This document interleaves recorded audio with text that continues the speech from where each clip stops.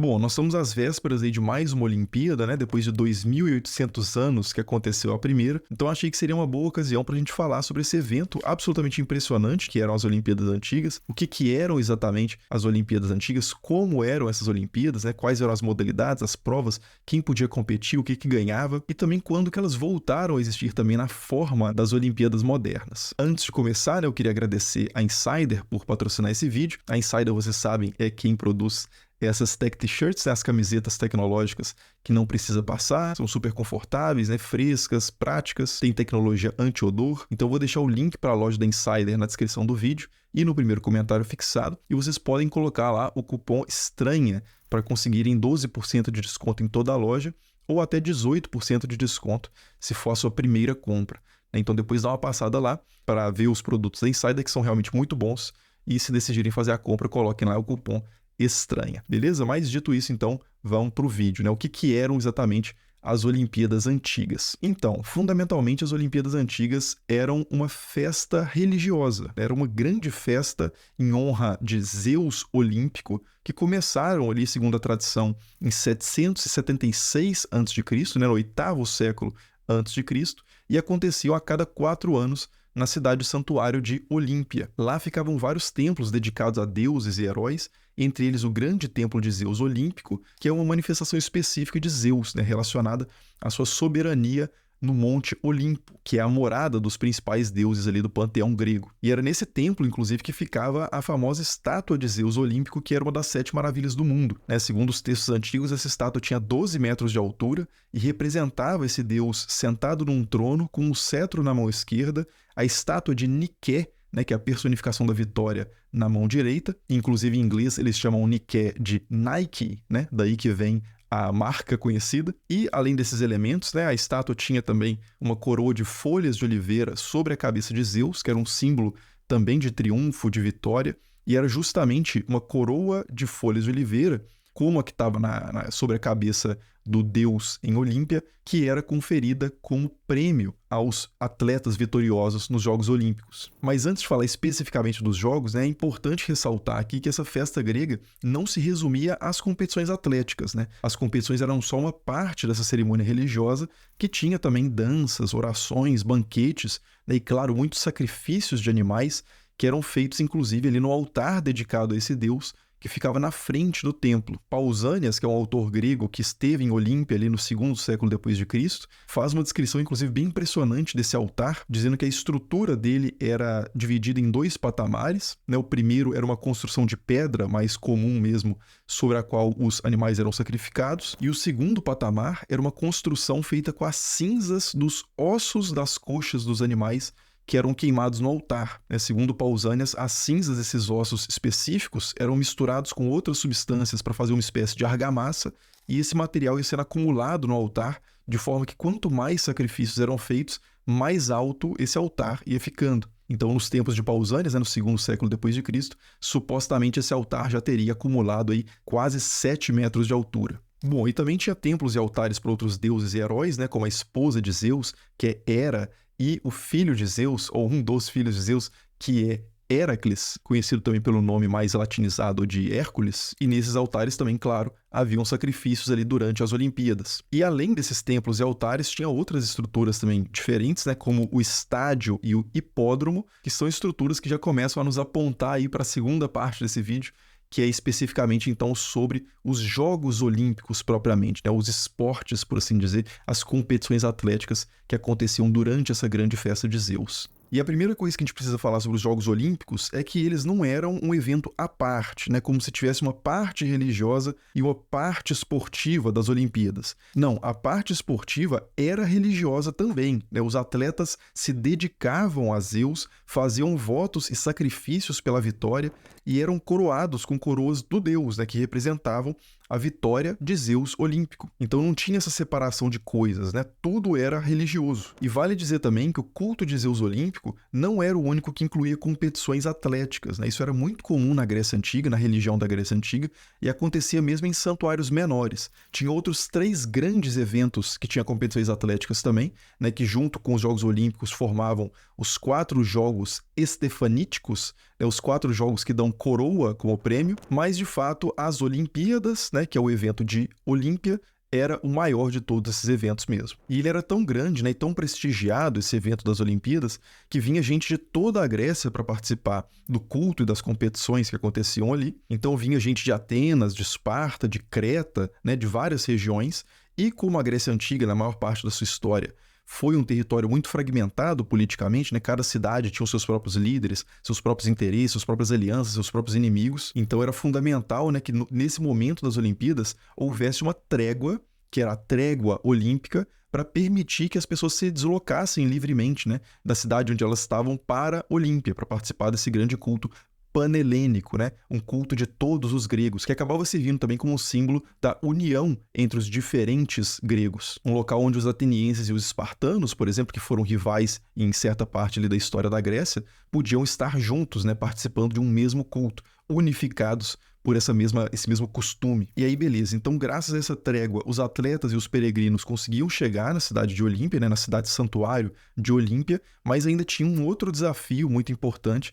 que era a questão da acomodação, né? Como é que essas pessoas iriam se estabelecer na região? Porque Olímpia não era uma cidade no sentido pleno, né, no sentido mais conhecido hoje. Olímpia, como eu disse algumas vezes já, né, era uma cidade santuário. Então ela não tinha estrutura residencial, não tinha hotel, não tinha nada parecido. Era, pura e simplesmente, um local sagrado. Então as pessoas, tanto os atletas quanto os outros peregrinos, tinham que ficar acampados ali em torno do santuário. E tem alguns textos antigos, inclusive, até do Epicteto, né, um famoso filósofo estoico, que comenta sobre o fato dessa região, dessa situação de acampamento nas Olimpíadas ser muito precária, né? Mas que as pessoas bravamente suportavam ali os insetos, o calor, o tumulto. Então ele pega essa situação como um exemplo ali de momento para você exercer as suas virtudes, né? Demonstrar as suas virtudes estoicas, de não se deixar abalar pelas circunstâncias exteriores, né? Etc. E aí, beleza, né? Então finalmente a gente tem os nossos atletas e peregrinos acomodados, né? Já chegaram em Olímpia, já estão acomodados nas suas tendas,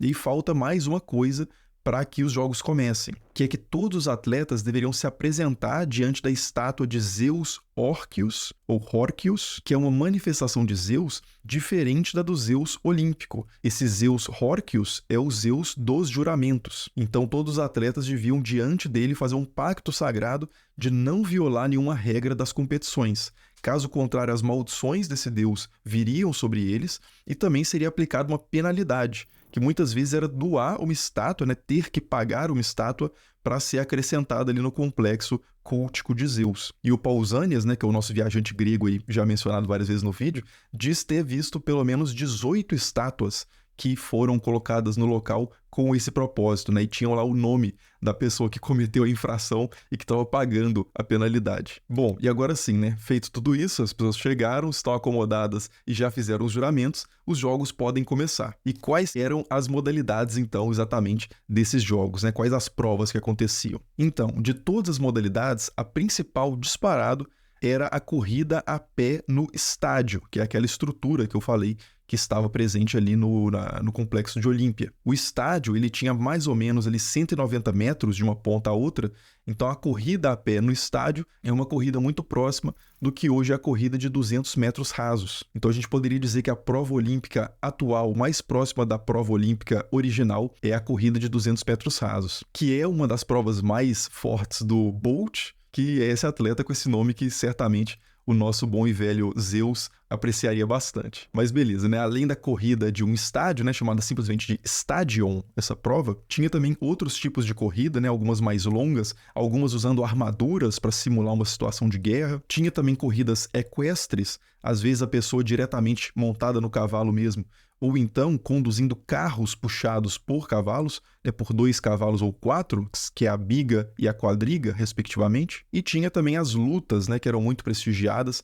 A luta mais tradicional que acontecia era algo parecido com a atual luta greco-romana, que é uma luta que não vale soco nem chute, né, que é de derrubar o adversário, de tocar certas partes dele no chão. Mas tinha também lutas de soco, parecidas mais ou menos com o boxe atual, e tinha também lutas de soco e chute, né? Então tinha várias modalidades, aproximadamente 23 modalidades são contadas nos registros antigos, mas nenhuma Olimpíada singularmente, né, apenas ela, teve mais do que 20 modalidades, então é porque essas modalidades variaram ao longo do tempo. E tinha outra modalidade muito interessante também, que é o pentátulo, que existe o pentátulo moderno hoje, né, que tem competição de tiro e tal, mas tinha o pentátulo antigo, que incluía arremesso de dardo, arremesso de disco, corrida, luta grega, que é essa luta que não vale nem soco nem chute, e salto em altura. Então essas 5 provas formavam ali o pentátulo antigo, que na época era só o pentátulo mesmo. E vale dizer que essas provas só homens podiam competir, homens gregos e livres, né, exclusivamente. Então os estrangeiros, mulheres e escravos estavam excluídos das competições. E na maioria das provas, os atletas competiam completamente nus, que é algo que tem a ver com o culto grego ao corpo, nessa valorização do exercício do corpo exposto, de onde vem inclusive a nossa palavra ginástica.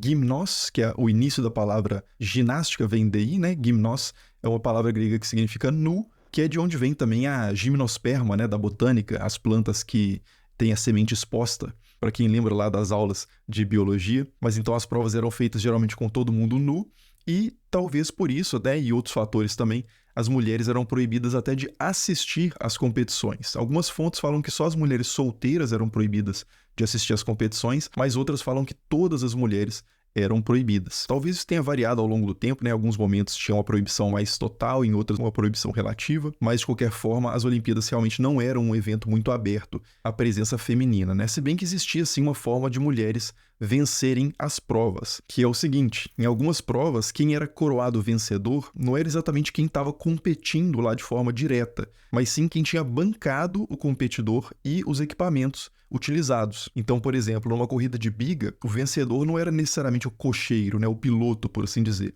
mas sim o dono dos cavalos e do carro, que contratava uma pessoa, né, podia contratar uma pessoa para representá-lo ali na competição. Então, no final das contas, né, quando um corredor ali de corrida de bigas vencia, podia ser que ele não recebesse a coroa de folhas de oliveira, mas sim aquela pessoa que tinha contratado ele e que era o dono dos cavalos e dos carros. E uma mulher aristocrática, né, claro, podia estar nessa condição. Então ela poderia contratar uma pessoa para correr por ela e ela oferecia ali os cavalos e o carro. Dessa forma ela poderia vencer um jogo olímpico mesmo sem nem poder assistir. E falando nas vitórias, né, deixa eu repetir uma coisa que eu já antecipei lá no início do vídeo, que é que a única premiação das Olimpíadas antigas era, pura e simplesmente, a coroa de folhas de oliveira. Não tinha nenhuma premiação em dinheiro nem nada parecido, né? Mas algumas cidades-estado podiam sim oferecer por conta própria premiação ou até vantagens políticas, outras coisas assim, para incentivar certos atletas, porque isso trazia prestígio para a cidade como um todo. Um atleta de tal cidade vencer os jogos, principalmente o estádio, era considerado algo muito honroso para toda a cidade, toda a população, né? Servia como uma espécie de demonstração diplomática também, de poder, mais ou menos como os países hoje, né, até hoje, competem pela melhores posições no ranking de medalhas para mostrar que são bons, que investem na população, sei lá, coisas desse tipo. Bom, mas beleza, né? Então basicamente eram assim as Olimpíadas antigas, agora só falta falar de quando e por que elas acabaram, né? E quando que elas voltaram a existir modificadas. E isso acontece, né? O fim das Olimpíadas acontece nos tempos do Império Romano. A partir do 2º século a.C., né, Roma, ainda como uma república, domina a região da Grécia e começa a bagunçar, né, de certa forma, ali, a ordem de coisas estabelecidas. E nisso, vários eventos e tradições acabam entrando em declínio ou sendo transformados, né, sendo corrompidos também em alguma medida, considerando a mudança do seu propósito, dos seus valores, e as Olimpíadas são um dos eventos que vão passar por esse processo. Então há vários relatos, inclusive, sobre corrupção nas Olimpíadas no período romano, né, de imperadores romanos sendo declarados campeões, né, vitoriosos nas Olimpíadas, mesmo não tendo competido, ou então tendo perdido a prova, né? Tem uma história de que Nero estava correndo num carro de cavalos e caiu durante a prova, mas mesmo assim foi consagrado o vencedor. Mas, apesar disso, né, os jogos continuaram acontecendo em alguma capacidade, com algum prestígio, até o 4º século depois de Cristo. A Olimpíada mais antiga, da qual a gente tem notícia, aconteceu em 393 depois de Cristo, né? Isso já nos tempos do imperador Teodósio I, que é o imperador cristão que declarou o cristianismo a religião oficial do império, e alguns arqueólogos também suspeitam que os jogos podem ter acontecido em menor escala alguns anos depois disso também, mas certamente eles não passaram dos tempos de Teodósio II, que é quando a gente sabe que o templo de Zeus em Olímpia foi incendiado, talvez um incêndio com causas naturais, talvez promovido, mas de qualquer forma é o momento em que o templo de Zeus é destruído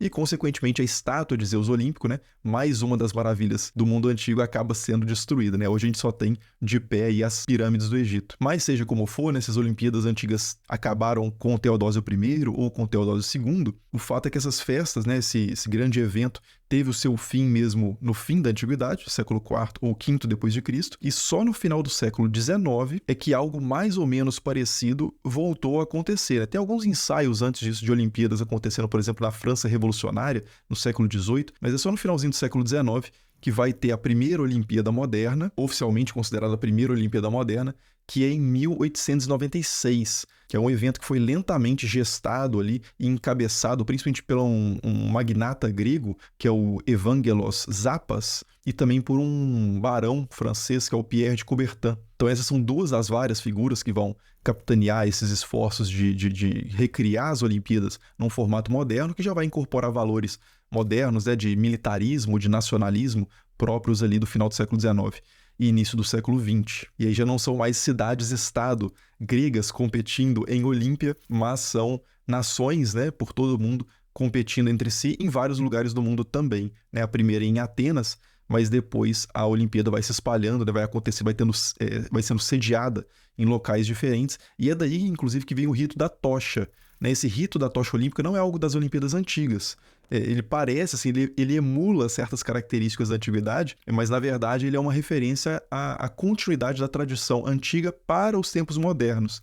Então você acende a tocha em Olímpia, na Grécia, acho que é na frente do templo de Hera, se eu não me engano, lá no antigo complexo, né, de Olímpia, e aí essa tocha, o fogo desse lugar é levado para as novas sedes olímpicas. Mas isso não acontecia, isso não tem nada a ver com o contexto antigo, né? Isso é um rito moderno para valorizar a tradição, né, a origem dessa tradição na Grécia. Bom, mas isso são assuntos para outros vídeos, né, para vídeos sobre as Olimpíadas modernas propriamente. Nesse vídeo aqui eu queria focar mais nas Olimpíadas antigas mesmo, né? Então, assim, espero que vocês tenham achado alguma parte disso interessante.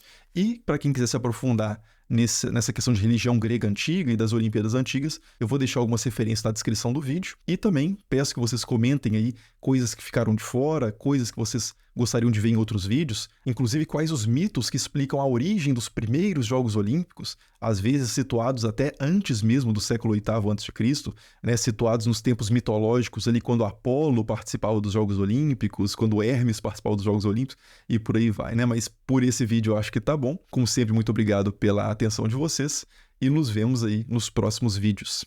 Falou!